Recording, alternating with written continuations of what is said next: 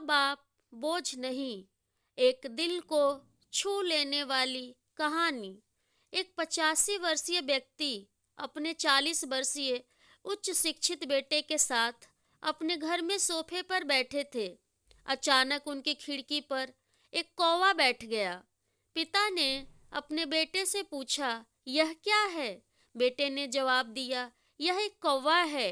कुछ मिनटों के बाद पिता ने अपने बेटे से दूसरी बार पूछा, यह क्या है? बेटे ने कहा, पिताजी, मैंने अभी आपको यह एक कौवा है कहा है। थोड़ी देर बाद बूढ़े पिता ने फिर से अपने बेटे से तीसरी बार पूछा, यह क्या है? इस समय बेटे के स्वर में कुछ जलन महसूस हुई। तब उसने अपने पिता से झुंझलाते हुए बोला, यह एक कौवा है, एक कौवा। थोड़ी देर बाद पिता ने फिर से अपने बेटे से चौथी बार पूछा, यह क्या है? इस बार बेटा अपने पिता पर चिल्लाया, आप मुझसे बार बार एक ही सवाल क्यों पूछते रहते हैं? हालांकि मैं आपको कई बार बता चुका हूँ कि यह एक कौवा है। क्या आप इसे समझ नहीं पा रहे हैं? थोड़ी देर बाद पिता अपने कमरे में गए और एक पुरानी डायरी लेकर वापस आए, जिसे उन्होंने अपने बेटे के जन्म के बाद से बनाए रखा था। एक पेज खोलने पर उन्होंने अपने बेटे को उस पेज को पढ़ने के लिए कहा।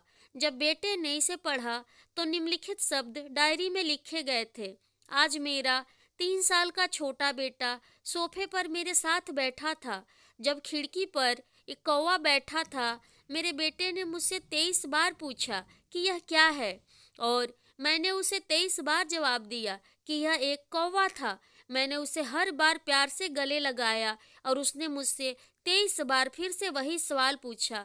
मुझे इस बात से बिल्कुल भी चिढ़ नहीं हुई कि मैंने अपने मासूम बच्चे के लिए प्यार महसूस किया है, जबकि छोटे बच्चे ने उनसे 23 बार पूछा, यह क्या है? पिता को 23 बार पूरे सवाल का जवाब देने में कोई जलन महसूस नहीं हुई, और आज जब पिता ने अपने बेटे से सिर्फ 4 बार यही सवाल पूछा तो बेटे को चिढ़ और गुस्सा महसूस हुआ। इसे पढ़कर उस बेटे को अपने किए गए व्यवहार का पता चल गया था, जिसके चलते अब वह मन ही मन बहुत शर्मिंदा हो रहा था। शायद उसे अब किए गए अपने बूढ़े माता पिता के प्रति व्यवहार पता चल गया था। मेरे प्यारे दोस्तों, इसलिए यदि आपके माता पिता जब बुढ़ापे में होते हैं, उन्हें न तो पीछे छोड़ें और न ही उन्हें एक बोझ के रूप में देखें, बल्कि उनके साथ एक दयालु शब्द बोलें, शांत, आज्ञाकारी, विनम्र और उनके प्रति दयालु बने। अपने माता पिता के प्रति विचारशील रहें। आज इस बात को कहें, मैं अपने माता पिता को हमेशा खुश देखना चाहता हूँ। जब से मैं छोटा बच्चा था, उन्होंने मेरी देखभाल करी। उन्होंने हमेशा मुझ पर अपने निस्वार्थ प्रेम की वर्षा की है।